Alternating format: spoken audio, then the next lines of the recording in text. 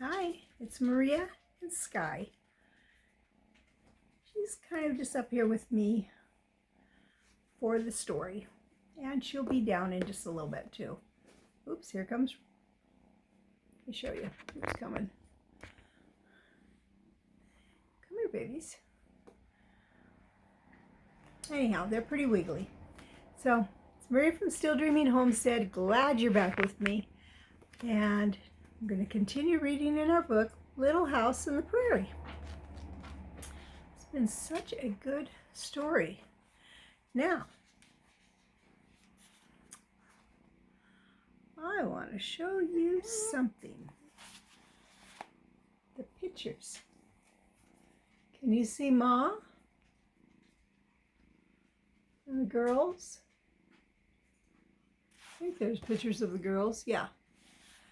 They're out picking berries so that they can have some now and so that they can have some in the winter too.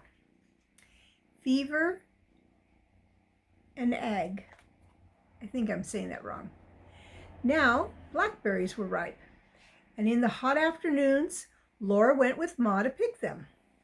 The big, black, juicy berries hung thick in the briar patches in the creek bottoms. Some were in the shade of the trees and some were in the sun. But the sun was so hot that Laura and Ma stayed in the shade. There were plenty of berries. Deer laid on the shady groves and watched Ma and Laura. Blue jays flew at their sunbonnets and scolded because they were taking the berries. Snakes hurriedly crawled away from them, and in the trees, squirrels woke up and chattered at them. Wherever they went among the scratchy briars, mosquitoes rose up in buzzing swarms, so they had lots of mosquitoes there. Mosquitoes were thick on the big ripe berries, sucking the sweet juice, but they liked to bite Laura and Ma as much as they liked to eat blackberries. Laura's fingers and her mouth were purple-black with berry juice. Her face and her hands and her bare feet were covered with briar scratches and mosquito bites, and they were splattered with purple stains too, where she had slapped at the mosquitoes. But every day they went home with pails full of berries, and Ma spread them in the sun to dry. Every day they ate all the blackberries they wanted, and the next winter they would have blackberries to stew. Now that doesn't mean that they're going to make it like a soup stew, but it would be a nice sweet treat. Mary hardly ever went to pick blackberries. She stayed in the house to mind baby Carrie because she was older. In the daytime, there were only 1 or 2 mosquitoes in the house, but at night, if the wind wasn't blowing hard, mosquitoes came in thick swarms. On still nights, Pa kept piles of damp grass burning all around the house and stable. The damp grass made a smudge of smoke to keep the mosquitoes away. But a good many mosquitoes came anyway. Pa could not play his fiddle in the evenings because so many mosquitoes bit him. Mr. Edwards did not come visiting after supper anymore because the mosquitoes were so thick in the bottoms. All night, Pet and Patty and the colt and calf and the cow were stamping and swishing their tails in the stable. And in the morning, Laura's forehead was speckled with mosquito bites. "This won't last long," Pa said. "Fall's not far away, and the first cold wind will settle them. They'll die off because it's cold." Laura did not feel very well. One day she felt cold even in the hot sunshine, and she could not get warm even by the fire. Ma asked why she and Mary did not go out to play, and Laura said she didn't feel like playing. She was tired and she ached. Ma stopped her work and asked, "Where do you ache?" Laura didn't know exactly. She just said, "I just ache. My legs ache." "I ache too," Mary said. Ma looked at them and said they looked healthy enough, but she said something must be wrong or they wouldn't be so quiet. She pulled up Laura's skirt and petticoats to see where her legs ached, and suddenly Laura shivered all over. She shivered so that her teeth rattled in her mouth. Ma put her hand against Laura's cheek. "You can't be cold," she said. "Your face is as hot as fire." Laura felt like crying, but of course she didn't. Only babies cried. "I'm hot now," she said, "and my back aches." Ma called Pa, and Pa came in. "Charles, do look at the girls," she said. "I do believe they're sick." "Well, I don't feel any too well myself," said Pa. "First I'm hot, then I'm cold, then I ache all over." "Is that the way you girls feel? Do your very bones ache?" Mary and Laura said that's the way they felt. Then Ma and Pa looked a long time at each other. Ma said, "The place for you girls is in bed." It was so queer to be put in bed in the daytime. And Laura was so hot that everything seemed wavering, like she could see waves. She held onto Ma's neck while Ma was undressing her, and she begged Ma to tell her what's wrong with her. "What's wrong with me?" "You'll be all right, don't worry," Ma said cheerfully. Laura crawled into bed, and Ma tucked her in. It felt good to be in bed. Ma smoothed her forehead with her cool, soft hand and said, "There now, go to sleep." Laura did not exactly go to sleep, but she really didn't wake up again for a long, long time. Strange things seemed to be happening in a haze. She would see Pa crouching by the fire in the middle of the night, and then suddenly sunshine. Hurt her eyes, and Ma fed her broth from a spoon. Something dwindled slowly, smaller and smaller, till it was tinier than the tiniest thing. Then slowly it swelled till it was larger than anything could be. Two voices jabbered faster and faster, and then a slow voice drawled more slowly than Laura could bear. There were no words, only voices. I had to take a break for a minute because I'm training my German Shepherd to be gentle with the little kittens. Mary was hot in the bed beside her. Mary threw off the covers, and Laura cried because she was cold. Then she was burning up, and Pa's hand shook the cup of water. Water spilled down her neck. The tin cup rattled against her teeth till she could hardly drink. Then Ma tucked in the covers, and Ma's hand burnt against Laura's cheek. She heard Pa said, "Go to bed, Carolyn." Ma said, "You're sicker than I be, Charles." Laura opened her eyes and saw bright sunshine. Mary was sobbing. "I want a drink of water. I want a drink of water." Jack went back and forth between the big bed and the little bed. Laura saw Pa lying on the floor by the big bed. Boy, these animals are noisy. Jack pawed at Pa and he whined. He took hold of Pa's sleeve with his teeth and he shook it. Pa lifted his head a little and he said, "I must get up, I must. Carolyn and the girls." Then his head fell back and he lay still. Jack lifted up his nose and howled. Laura tried to get up, but she was too tired. Then she saw Ma's red face looking over the edge of the bed. Mary was all the time crying for water. Ma looked at Mary, and then she looked at Laura and she whispered, "Laura, can you?" "Yes, Ma," Laura said. This time she got out of bed. But when she tried to stand up, the floor rocked and she fell down. Jack's tongue lapped and lapped at her face, and he quivered and whined, but he stood still and firm when she took hold of him and sat up against him.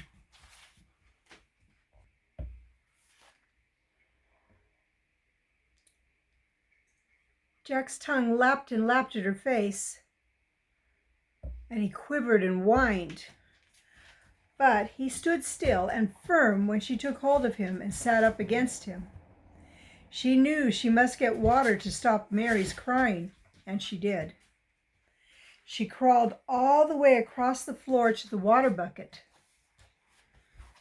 She shook so with cold that she could hardly get hold of the dipper, but she did get a hold of it. She dipped up some water and set out across that enormous floor again. Jack stayed beside her all the way. Here she is, crawling across. My, I've never been that sick. Mary's eyes didn't open. Her hands held on the dipper and her mouth swallowed all the water out of it. Then she stopped crying. The dipper fell on the floor and Laura crawled under the covers. It was a long time before she began to get warm again. Sometimes she heard Jack sobbing. Sometimes he howled as she thought he was a wolf. But she was not afraid. She lay burning up and hearing him howl. She heard voices jabbering again and the slow voice drawling, and she opened her eyes and saw a big black face close above her face. It was coal black and shiny. The eyes were soft and black. His teeth shone white in a thick, big mouth. His face smiled and a deep voice said softly, "Drink this, little girl." An arm lifted under her shoulders and a black hand held a cup to her mouth. Laura swallowed a bitter swallow and tried to turn her head away, but the cup followed her mouth.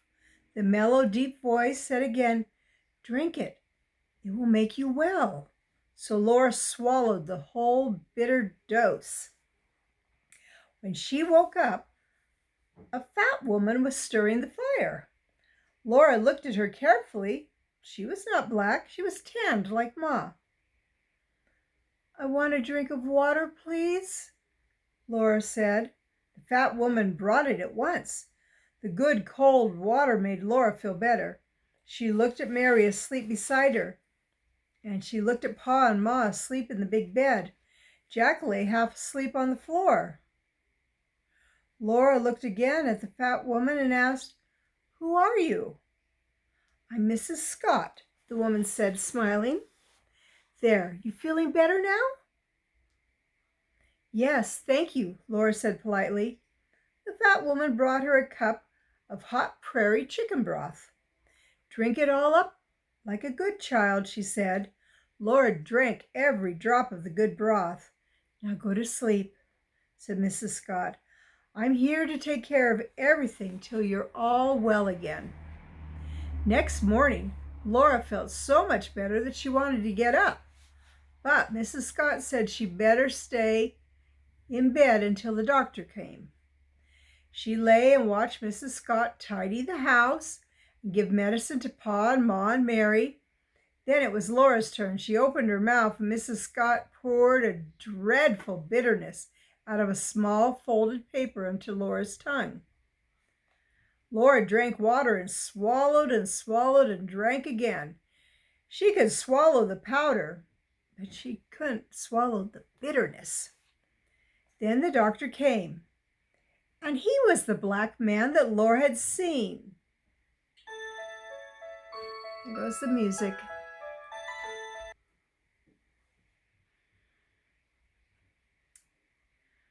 Laura had never seen a black man before, and she could hardly take her eyes off Dr. Tan. He was very black. She would have been afraid of him if she hadn't liked him so much. Remember how I told you people are often afraid of people that are a little different than them, or they think they're a little different because of the way they look, or maybe the language they talk, or maybe their customs? He smiled at her with all his white teeth, he talked to Pa and Ma and laughed a rolling, jolly laugh. They all wanted him to stay longer, but he had to hurry away. Mrs. Scott said that all the settlers up and down the creek had fever and ague. There were not enough people to take care of the sick, and she had been going from house to house working day and night.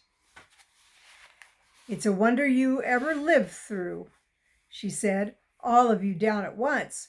What might have happened if Dr. Tan hadn't found them, she didn't know." Dr. Tan was a doctor with the Indians. He was on his way north to Independence when he came to Pa's house. It was a strange thing that Jack, who hated strangers and never let anyone come near the house until Ma or Pa told him to, had gone to meet Dr. Tan and begged him to come in. "And here you all were, more dead than alive," Mrs. Scott said. Dr. Tan had stayed with them day and night before Mrs. Scott came. Now she was doctoring all the sick settlers. Mrs. Scott said all the sickness came from eating watermelons. She said, "I've said it 100 times if I've said it once, that watermelons—" "What's that?" Pa exclaimed. "Who's got watermelons?" Mrs. Scott said one of the settlers had planted watermelons at the creek bottoms, and every soul who had eaten one of those melons was down sick that very minute. She said she had warned them, but no, she said, there's no arguing with them. They would eat those melons, and now they were paying for it.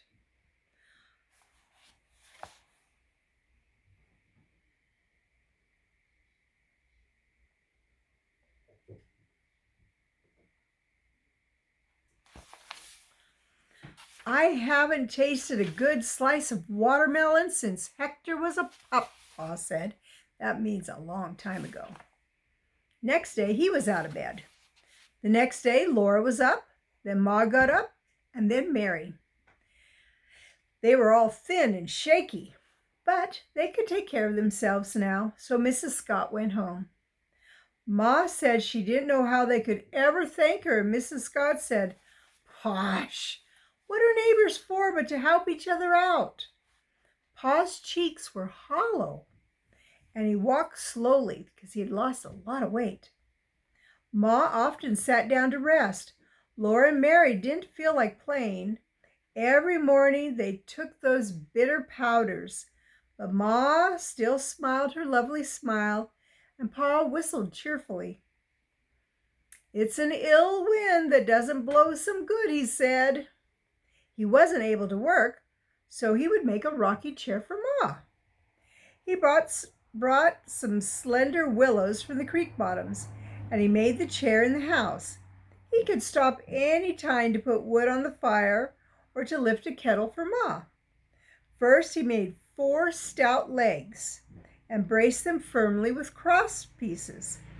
Then he cut the strips of tough willow skin, that's what we would call bark, just under the bark. So it wasn't the bark, it was the little part under it. He wove those strips back and forth, under and over, till they made a seat for the chair. He split a long, straight sapling down the middle.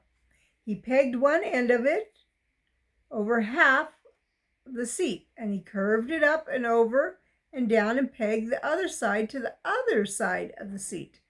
That made a high curved back for the chair. He braced it firmly, and then he wove the thin willow strips across and up and down, under and over each other, till they had filled in the chair back.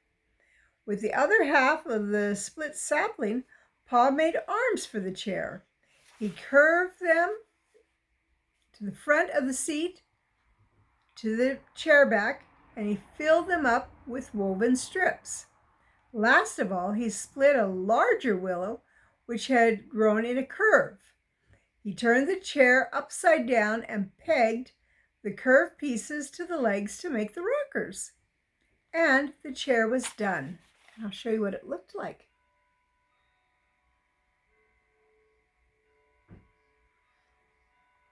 That's a fine looking chair.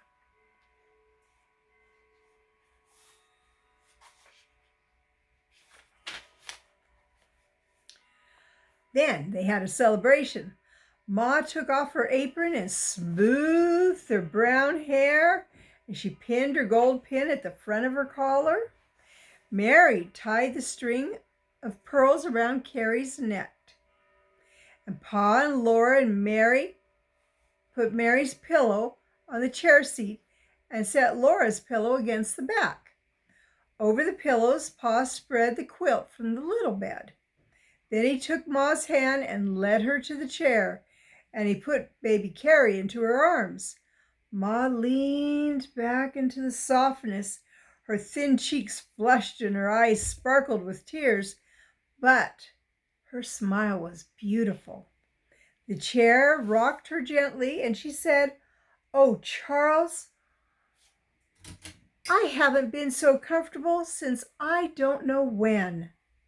Then Pa took his fiddle, and he played and sang to Ma in the firelight. Ma rocked, and baby Carrie went to sleep. And Mary and Laura sat on their little bench and were happy. The very next day, without saying where he was going, Pa rode away on Patty. Ma wondered and wondered where he'd gone, and when Pa came back, he was balancing a watermelon in front of him on the saddle. He could hardly carry it into the house. He let it fall on the floor and dropped down beside it. "I thought I'd never get it here," he said. "It must weigh 40 pounds, and I'm as weak as water. Hand me the butcher knife." "But Charles," Ma said, "you mustn't. Mrs. Scott said—" Pa laughed his big pealing laugh again. "But that's not reasonable," he said. "This is a good melon. Why should it have fever and ague? Everybody knows that fever and ague comes from breathing the night air." That's what they thought. "This watermelon grew in the night air," Ma said. "Nonsense," said Pa. "Give me the butcher knife. I'd eat this melon if I knew it would give me the fever and chills." "I do believe you would," said Ma, handing him the knife. It went into the melon with a luscious sound. The green rind split open, and there was the bright red inside, flecked with black seeds. The red heart actually looked frosty. Nothing had ever been so tempting as that watermelon on the hot day. Mother would not taste it. She would not let Laura and Mary eat one bite, but Pa ate slice after slice after slice until he at last sighed and said the cow could have the rest. Next day he had a little chill and a little fever. Ma blamed the watermelon, but next day she had a chill and a little fever. So they did not know what could have caused the fever and ague. No one knew in those days that fever and ague is what we call malaria, and that some mosquitoes give it to people when they bite them. So the watermelon didn't make people sick. Being in the night air did not make people sick. It was the mosquito bites. And you know, people still get malaria in different parts of the world, and it's very serious. People get terribly sick, and some do die. I'm glad that Pa and Ma, Mary, Laura, and baby Carrie all lived through that, thanks to the help of Dr. Tan and Mrs. Scott. Well, I hope you enjoyed this. If you do, please leave a comment. I love hearing from you. Also, if you haven't yet, please subscribe. Hit the bell so you'll get notifications whenever I have a new video out. All right. I want to pray blessings on you and yours, in your house, out of your house, in the day and the night.